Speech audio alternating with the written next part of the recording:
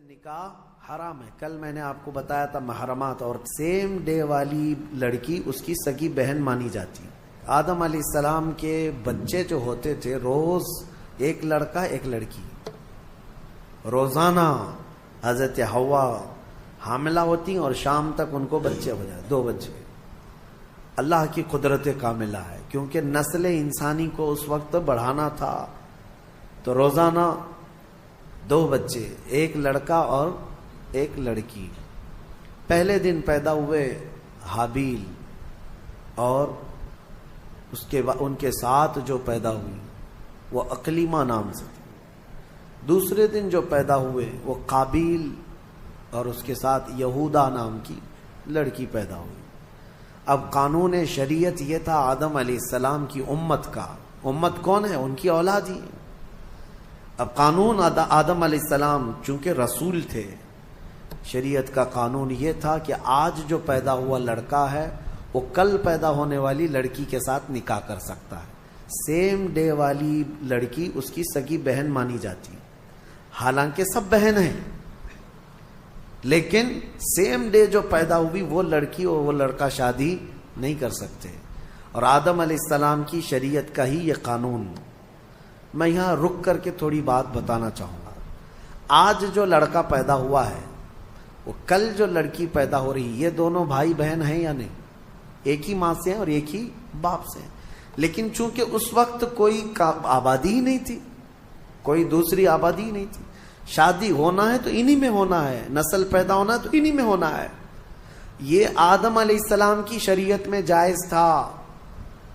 اب کیا ہمارے لیے یہ جائز ہے کہ آج تم پیدا ہوئے اور 10 سال بعد تمہاری ماں سے دوسری لڑکی پیدا ہوئی تو اس سے تم نکاح کر سکتے ہو، چاہے 50 سال بعد پیدا ہو؟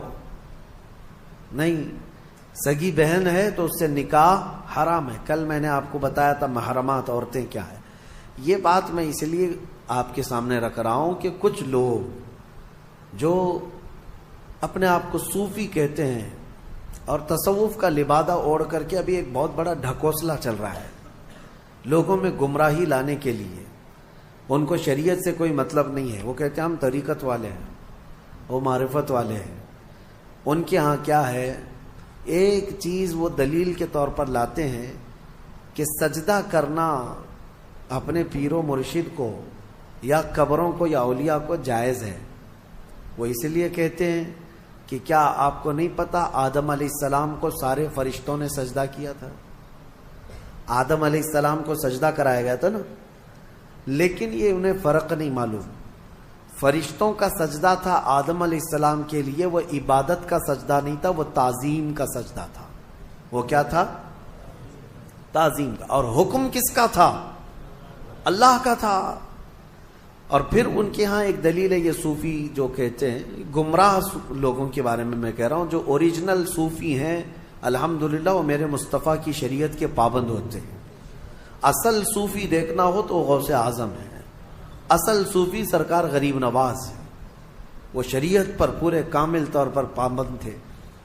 اور ایک دلیل وہ یہ دیتے ہیں کہ یوسف علیہ السلام کو ان کے باپ اور ان کے 11 بھائی سارے لوگوں نے سجدہ کیا تھا.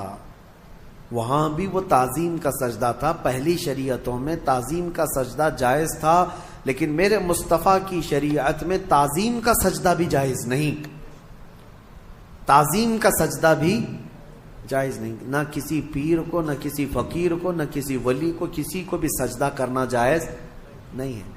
میں ان کو الزامی جواب کے طور پر یہ کہتا ہوں، جو لوگ کہتے ہیں آدم علیہ السلام کو کیا سجدہ نہیں کیا گیا تھا، تو آدم علیہ السلام کی شریعت پہ چل رہے ہو یا محمد الرسول اللہ کی شریعت پہ چل رہے ہو؟ اگر آدم علیہ السلام کی شریعت پہ چل رہے ہو تو ان کے ہاں بہن سے نکاح بھی جائز تھا. کیا تم کر سکتے ہو؟ شریعت منسوخ ہو جاتی ہے ایک نبی کے جانے کے بعد، دوسرے نبی آئے، ان کی شریعت الگ ہو گئی. لیکن میرے نبی کے آنے کے بعد پچھلی تمام شریعتیں ختم ہو گئی. اب جو بھی چلے گی وہ کیا ہے؟ آئی نئی حکومت، سکہ نیا چلے گا. اور نبی کریم صلی اللہ علیہ وسلم کی شریعت، حتیٰ کہ قیامت کے قریب عیسیٰ علیہ السلام بھی تشریف لائیں گے تو فرمایا گیا وہ شریعت مصطفیٰ کے مطابق عمل کریں گے. وہ اپنی شریعت لے کر نہیں آئیں گے. حالانکہ عیسیٰ علیہ السلام نبی بھی ہیں، رسول بھی ہیں، ان کے زمانے میں ان کی شریعت تھی، لیکن قیامت کے قریب اب عیسیٰ علیہ السلام آئیں گے تو کس کی شریعت پر عمل کریں گے؟ ہمارے نبی پاک صلی اللہ علیہ وسلم. اب سنیے، آدم علیہ السلام کے بڑے بیٹے حابیل اور قابیل کا واقعہ اس میں آیا ہے. کیا واقعہ ہے؟ ہوا یہ کہ حابیل کے ساتھ جو لڑکی پیدا ہوئی ان کے ساتھ نکاح نہیں جائز تھا. دوسرے دن جو لڑکی پیدا ہوئی یہودا، اس کے ساتھ حابیل کا نکاح ہونا تھا، اور قابیل جو دوسرے دن والا ہے اس کا نکاح پہلے دن والی لڑکی سے ہونا تھا.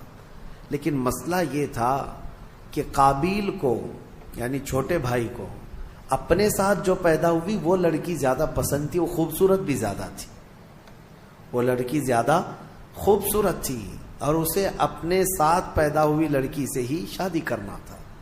آدم علیہ السلام نے منع فرما دیا کہ اللہ کا حکم ہے تم اس سے نکاح نہیں کر سکتے، اس لیے کہ یہ تمہاری سگی بہن ہے. دنیا میں سب سے پہلا فتنہ عورت کی وجہ سے ہوا، سب سے پہلا فتنہ. دونوں بھائیوں میں شدید اختلاف پیدا ہو گیا. حابیل اور قابیل میں اتنا شدید اختلاف پیدا ہوا کہ ایک لڑکی سے نکاح کرنا ہے، شادی کرنا ہے. اس شادی کے چکر میں دونوں کا جھگڑا بھی ہوا، یہاں تک کہ آدم علیہ السلام نے حکم دیا دونوں کو کہ تم دونوں ایک ایک قربانی کرو جانور، اور کھلے میدان میں لا کر کے اپنی اپنی قربانی رکھو.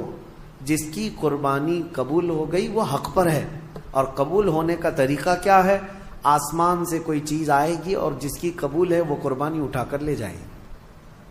یہ واقعہ بھی قرآن پاک میں موجود ہے. تو دونوں نے ایک ایک قربانی کی، حابیل نے بھی اور قابیل نے بھی. دیکھیں فیصلہ اب یہ سیدھے اللہ کی طرف سے آنا ہے. دونوں نے کھلے میدان میں اپنی قربانی کو ڈال دیا، جو ذبح کیا تھا انہوں نے. تھوڑی دیر کے بعد آسمان سے ایک آگ آئی اور حابیل جو بڑے بیٹے کی قربانی تھی اس کو آگ اٹھا کر آسمان میں غائب ہو گئی، وہ اس کی قربانی غائب ہو گئی. اب یہ واضح علامت تھی کہ حابیل حق پر ہے اور اللہ کا قانون بھی یہی ہے. لیکن قابیل کو نہ ماننا تھا، نہیں مانا. عورت کی محبت دل میں ایسی رچ بس گئی تھی کہ وہ اس حقیقی نشانی کو دیکھنے کے بعد بھی وہ نہ مانا، کہا کہ میں نہیں مانوں گا. آدم علیہ السلام نے بہت سمجھایا کہ حد سے نہ بڑھو، اللہ تبارک و تعالی حد سے بڑھنے والوں کو پسند نہیں کرتا. پھر ہوا یہ کہ آدم علیہ السلام حج پہ چلے گئے. خانہ کعبہ کی زیارت کے لیے اللہ کا حکم ہوا، آدم علیہ السلام چلے گئے. اب یہ واقعہ کہاں پیش آیا تھا، اس میں تاریخ میں الگ الگ باتیں آتی ہیں، لیکن بہت سارے علماء کا کہنا ہے کہ یہ واقعہ ہندوستان میں ہی پیش آیا تھا، کیونکہ آدم علیہ السلام کی سرزمین جو ہے، سب سے پہلے جو جنت سے آپ اترے سرندی پہاڑ جو سری لنکا پہ ہے. تاریخی روایات یہ بتاتی ہیں آدم علیہ السلام وہاں اتارے گئے تھے. سری لنکا کوئی الگ کنٹری نہیں تھی، وہ انڈیا میں ہندوستان میں تھا. اور اسی سے پتہ چلتا ہے کہ پورا ہندوستان ہمارے باپ کا ہے. حقیقت ہے یا نہیں؟ سب کے باپ کا ہے. آدم علیہ السلام ہمارے باپ ہیں، پوری دنیا کے باپ ہیں. تو یہ واقعہ جب پیش آیا، آدم علیہ السلام جب حج پہ چلے گئے تو اب دونوں کے درمیان جو لڑکی کو لے کر اختلاف تھا وہ کیا ہوا، کہاں تک چل گیا. اب شیطان آیا، سب سے پہلے انسانوں کو بہکانے اور ورغلانے کا جو چیلنج کر کے آیا تھا اللہ کی بارگاہ سے. اللہ تعالیٰ نے اس کو آدم علیہ السلام کو سجدہ نہ کرنے کی وجہ سے مردود کر دیا تھا، نکال دیا تھا. اور اس نے اللہ کو یہ چیلنج کیا تھا کہ آدم کی جتنی اولاد پیدا ہوگی سب کو میں گمراہ کروں گا، کبھی ان کے سامنے سے، کبھی بائیں سے، کبھی دائیں سے، کبھی پیچھے سے آ کر میں ان کو بہکاؤں گا، تیرے سیدھے راستے پر کسی کو چلنے نہیں دوں گا. یہ اللہ سے اس نے چیلنج کیا تھا. اور اللہ نے فرمایا جا تجھے قیامت تک کی عمر دیتا ہوں، قیامت تک کی تجھے عمر ہے، جتنی کوشش کر سکتا ہے کر. لیکن رب تعالیٰ نے فرمایا میرے کچھ مخلص بندے ایسے ہوں گے جن پر تیرا داؤ نہیں چل سکے گا. اللہ ہمیں ان مخلص بندوں میں شمار فرمائے.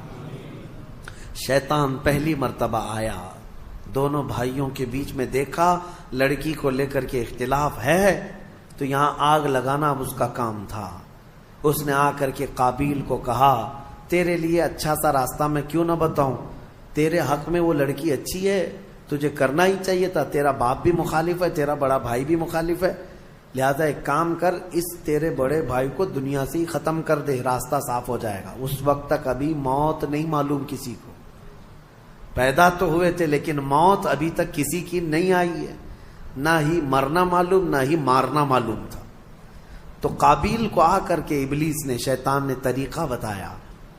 काबिल ने पूछा, मेरे भाई को अगर हमेशा के लिए मैं रास्ते से हटाना चाहूं तो क्या करना है?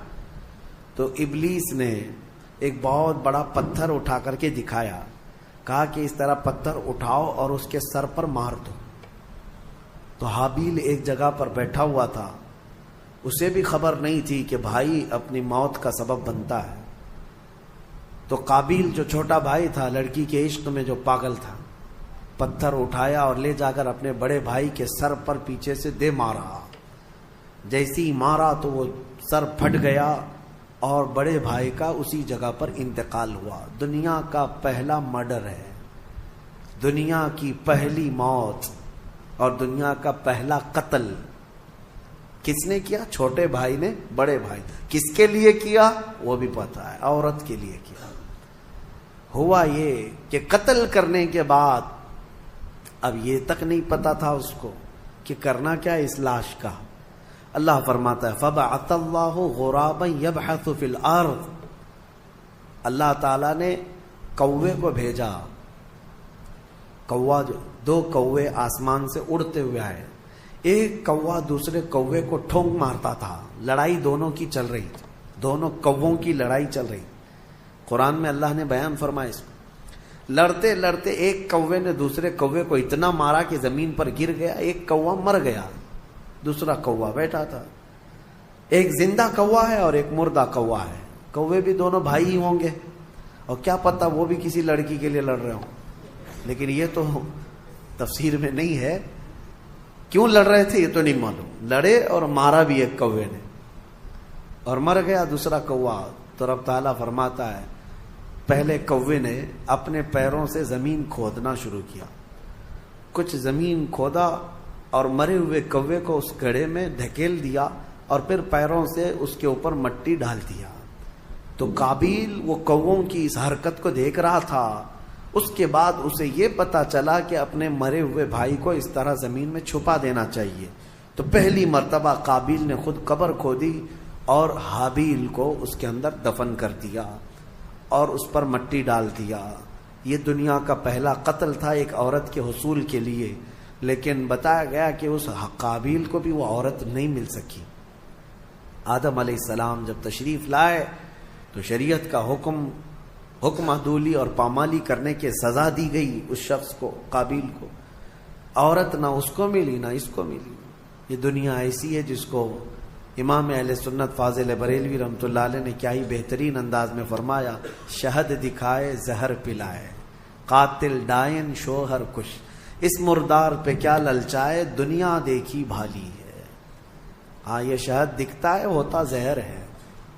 अब इसके बाद आयत जो आई है वो हमारे लिए सबसे बड़ी इबरत की आयत है। रब ताला फरमाता, मिन अजल ज़ालिका कतबना अला बनी इसराईल, इसी वजह से अल्लाह फरमाता हमने ये लिख दिया कि जिसने किसी एक जान को कत्ल किया, एक जान को कत्ल किया, अल्लाह फरमाता फकअन्नमा क़तल अन्नास जमीआ, गोया कि उसने पूरे इंसानों का कत्ल किया, पूरे इंसानों का कत्ल किया।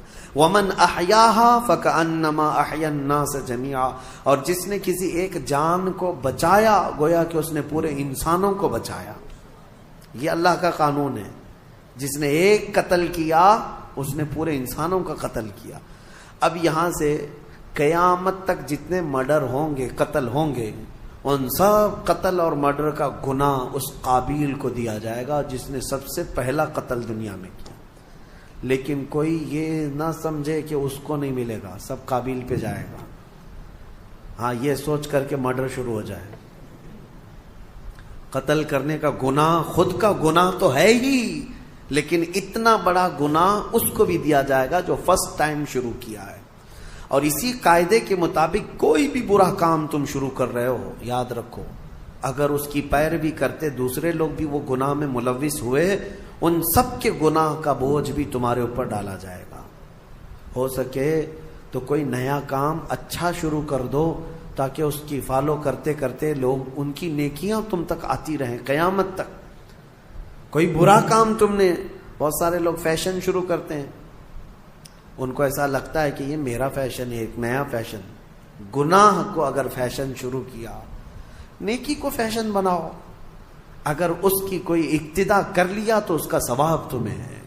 مثال کے طور پر نماز میں، نماز کے بعد ہم تسبیح پڑھنا شروع کر دی، سبحان اللہ و بحمدہ سبحان اللہ العظیم، لوگ اس کو نقل کرتے رہے۔ جس نے بھی جہاں پر بھی شروع کیا، جب تک پڑھا جاتا رہے گا شروع کرنے والے کو اس کا ثواب ملتا رہے گا۔ آپ نماز کے بعد سلام شروع کر دیے، برسوں تک اگر میرے آقا کی بارگاہ میں لوگ اسی پر نقل کرتے ہوئے سلام پڑھتے رہے تو اس نئے کام کی ابتدا کرنے کا ثواب تو ہے ہی، لیکن جتنے لوگ اس نیک کام پر عمل کرتے رہیں گے ان سب کا ثواب بھی آپ کو دیا جائے گا، اور عمل کرنے والوں کے ثواب میں بھی کوئی کمی نہیں ہوگی۔ اسی طرح گناہ کا مسئلہ ہے،